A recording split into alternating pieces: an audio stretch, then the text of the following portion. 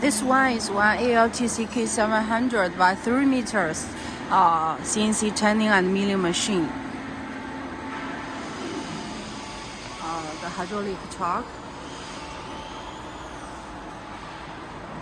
Because it's 3 meters, you need to use the clamping system, C-type clamping system.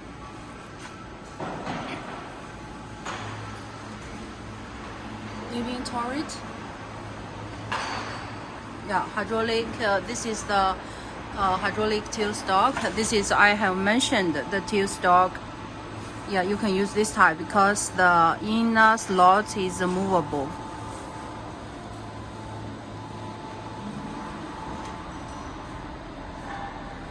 Yeah, this client is using hydraulic. Didn't choose the servo type.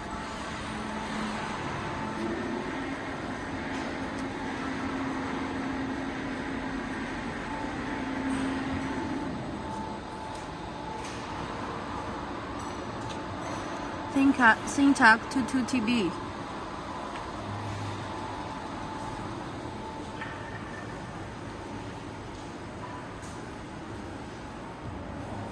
Cheap, convenient.